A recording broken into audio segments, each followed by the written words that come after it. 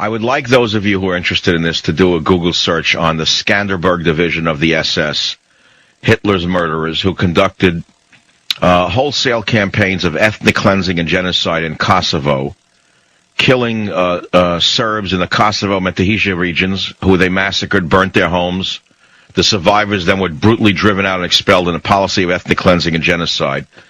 They killed Jews as well and Gypsies. The Skanderberg division played a role in the Holocaust and the genocide. In fact, the Nuremberg War Crimes Tribunal declared the SS criminal organization that we're talking about, and every individual member of SS was found to be a war criminal guilty of planning and carrying out crimes against humanity.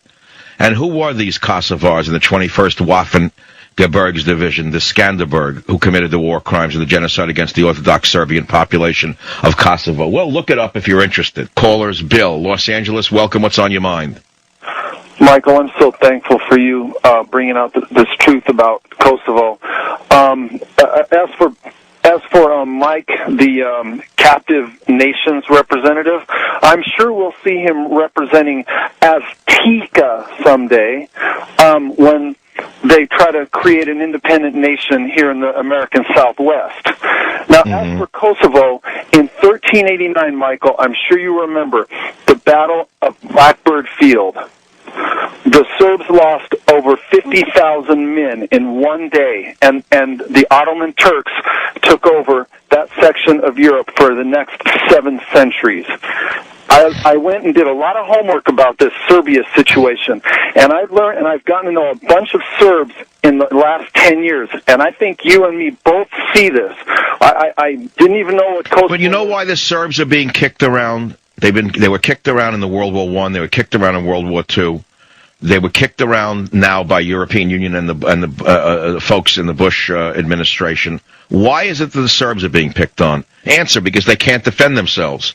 Because Bill Clinton used the U.S. military to destroy the Serbian military. They're now defenseless.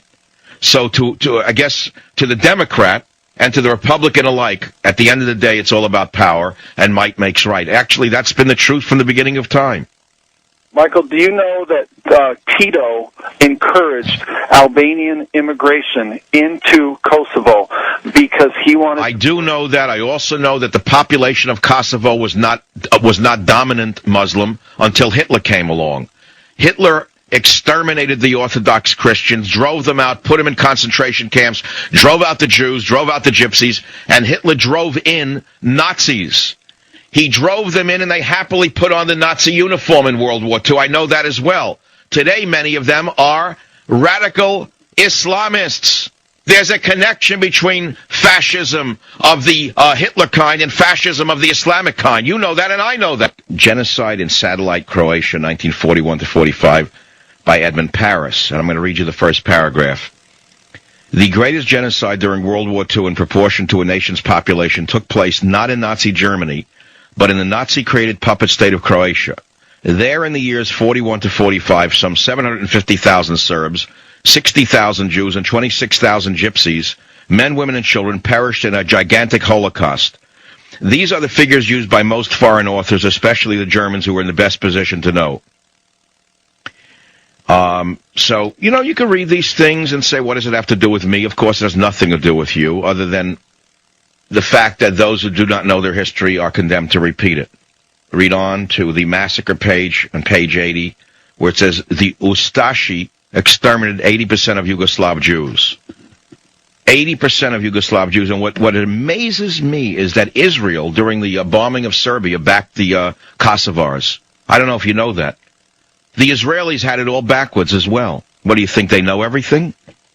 They're a puppet of the United States of America. Everybody knows that. They're a puppet state, the way Cuba used to be a puppet of the Soviet Union. I mean, in reality. It's a terrible thing to say, but it's a reality. How long would Israel exist if the United States stopped supporting it? Tell me, who would they turn to? India? I kind of doubt it. Israel is a puppet of the United States of America. That's a reality. It's a good puppet, but it's a puppet. It's a friendly puppet, but it's a puppet. So, you read these things, and it's hard to read these and look at the picture. List of rabbis slaughtered by Croatian Ustashi by name. They had names and their ages. Names and ages. Names and ages. Lost to history. Right. We are talking about the destruction of the Jews and of the Serbs and of the Gypsies by your friends in the death camps, the genocide in satellite Croatia, a good friend of the Kosovars.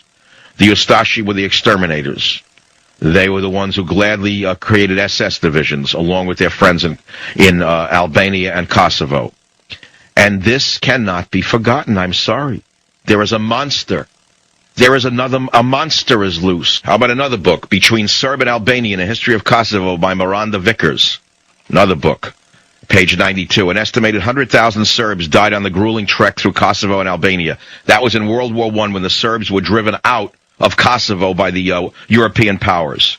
Exactly what they're trying to do now. Once again, repeating history of World War I and World War II. It could trigger World War III. Once again, the Serb is the fall guy for the corrupt Western dictatorships. Kosovo, page 332. The Albanians of Kosovo do have a very high birth rate, the highest, in fact, in present-day Europe.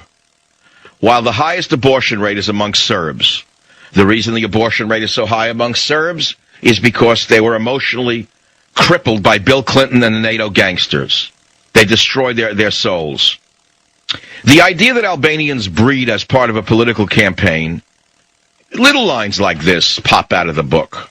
Or you can read about the Chetniks, or Setnik if you wish, who they are and what kind of warriors they were and who they fought and how they so bravely... By the way, the Chetnik fighters in the mountains of Serbia were the only...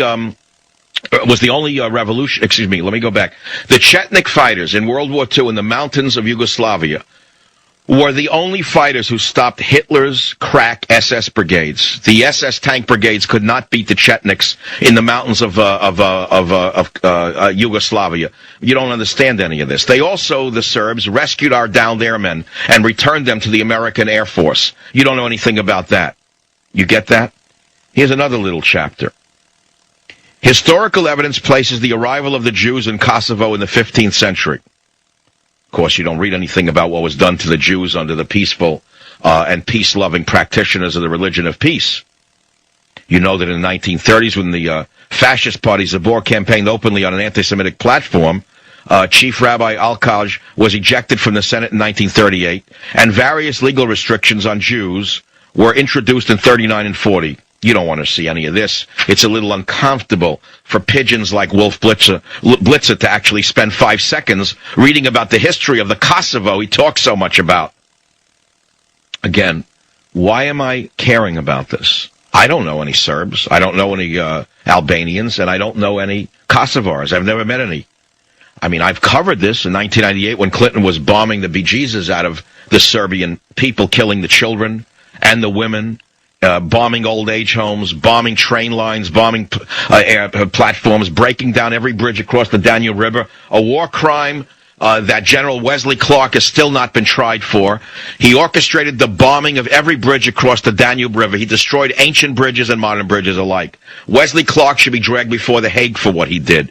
So should that hag, that rotten, degenerate, brisket-eating hag, Madame Albright, one of the most evil witches of the present times, who disguises herself as some holier-than-thou diplomat who wants to be a bigwig, a big macha in any Clinton campaign. She's floating around in between, peddling her skirts for the United Arab Emirates.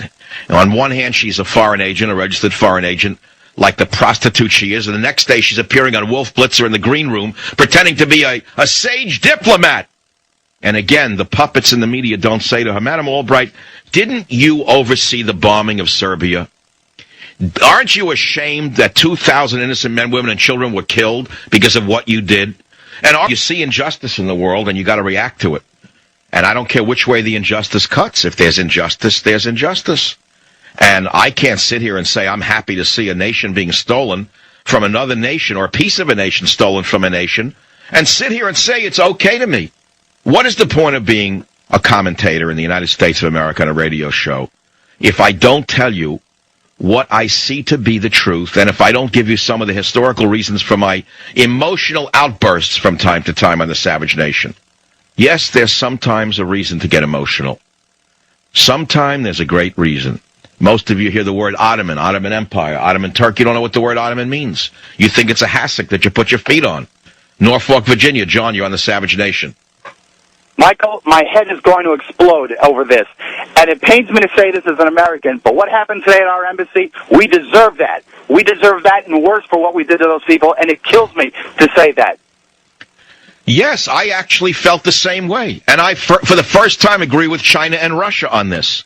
This is an outrage. We are absolute international thieves to sit here and do this to a nation. I thank you for being the only guy talking about this, because you're right. It can be the source of World War III, and I'm tremendously outraged at what's going on. And like I said, we deserve what we got today. That's it. Thank you very much. Okay.